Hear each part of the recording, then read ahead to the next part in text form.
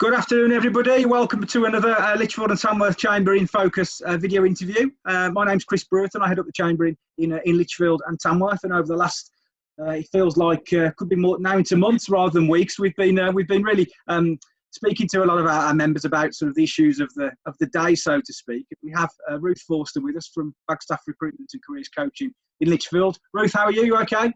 I'm good, thank you. The sun is shining today. I think we're still in 2020, Chris. Yes, just about. It's been a long year, hasn't it? But it's good to see you, and it's great to be able to speak to you about really the jobs market this afternoon, and a bit really about some of the careers and the long-term sort of lifelong career planning that you're looking at from a hiring manager and your job seekers or your candidates' point of view. So I suppose first and foremost, Wagstaff Recruitment, obviously based in Lichfield, long-standing business and member of the chamber. Just give us a bit of an update more generally on the jobs market at the moment, and where you see some of the areas that are going well and obviously some that perhaps aren't. Yeah, and I think that's a good place to start, Chris, with what's happening and what's going well. Yeah. Because there is positivity.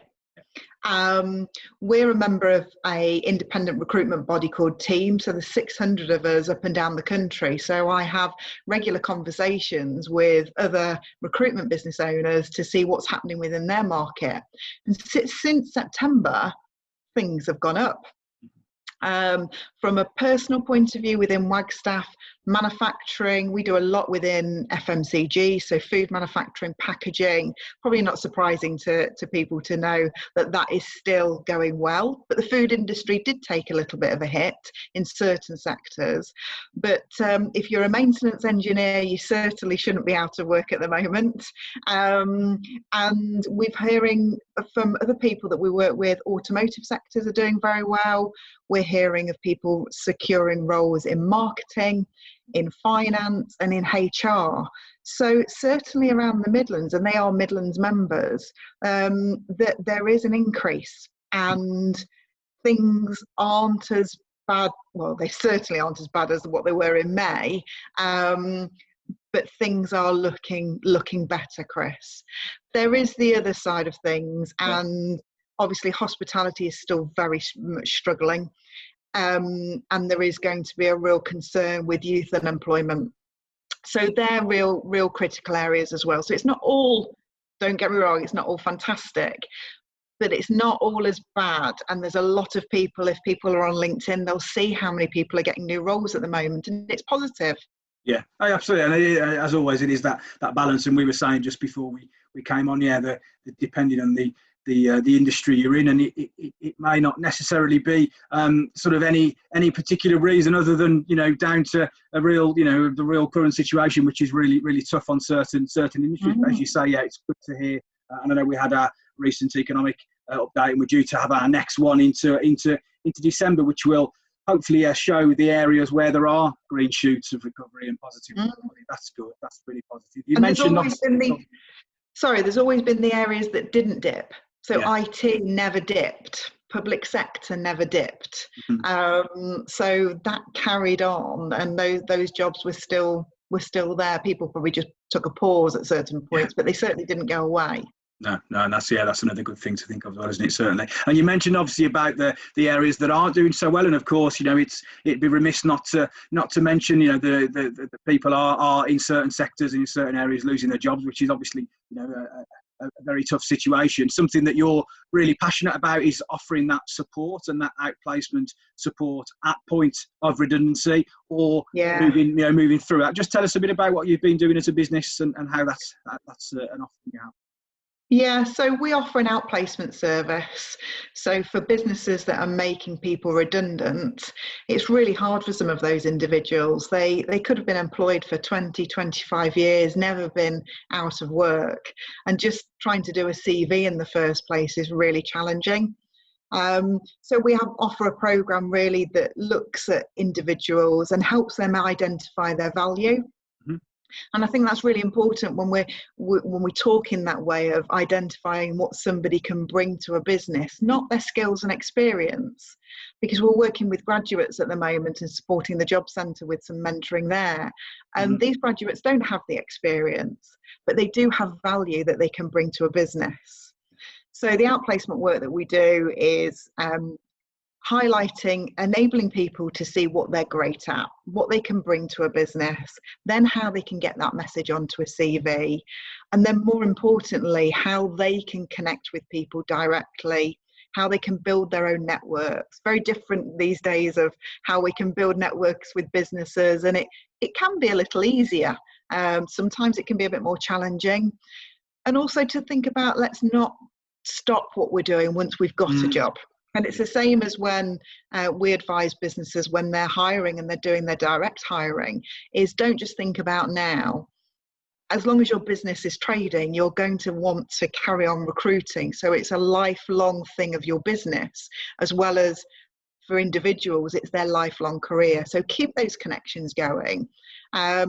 Because even if you're settled and you're not hiring at that time, you might be able to help somebody else out directly or recommend somebody. So I think the power of network and the power of our communities, it's a really strong thing that we should harness. Yeah, and you mentioned about that, identifying your value. Yeah, that's a really important part, isn't it? I mean, whether you're in a job or not, it's extremely, uncertain times, isn't it? And keeping that positivity and keeping that mindset of, you are delivering something that's useful and good and positive and successful, and all those words that that we like to associate when we're doing our job. I think that's as important as ever, isn't it? Absolutely.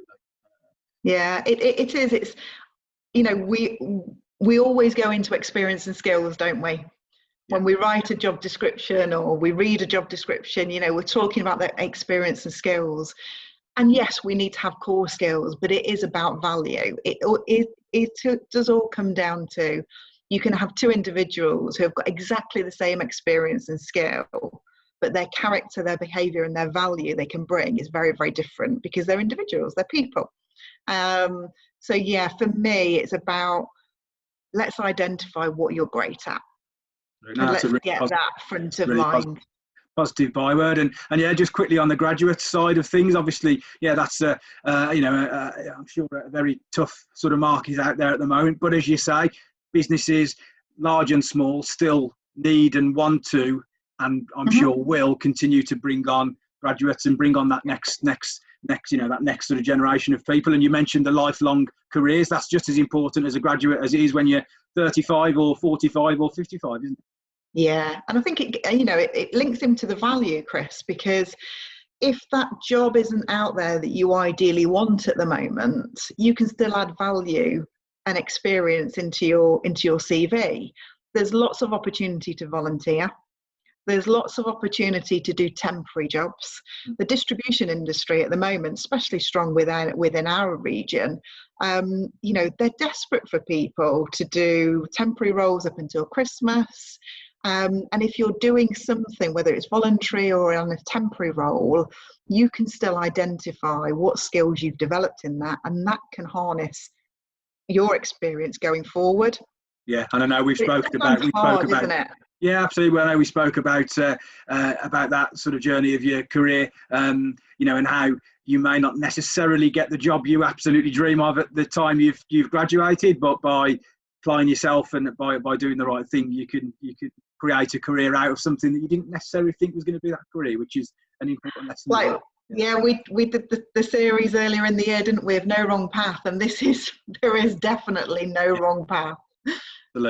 Absolutely. Well, no, it's really interesting, I suppose. Yeah, just to finish off, Ruth, you mentioned about the advice. I think, wow, no wrong path's a good place to start. But your sort of advice for job seekers and hiring managers at the moment, from your experience in the industry at the moment, in the next few months, what's your thoughts?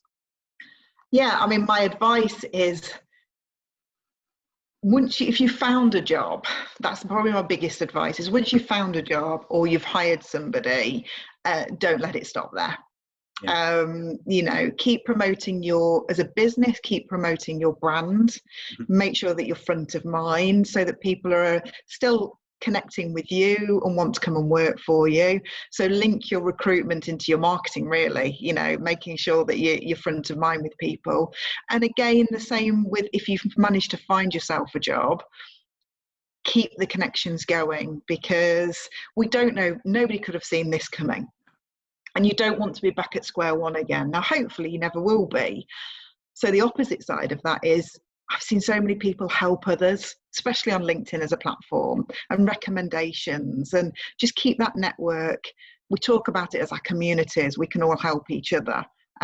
So that would be my advice. Wonderful. Okay, brilliant. Well, no, they certainly know where you are, Ruth, and I think as you say, the experience you've got and that outplacement and that support, whether you be in a role or not, or wherever it may be, is certainly worth having a discussion and giving some of that advice, some thoughts. So, Ruth, a pleasure as always. Thank you so much. Good to see you all be virtually again, and we'll. I know. Appreciate it. Yeah, speak soon. Thanks, Chris. Thank you.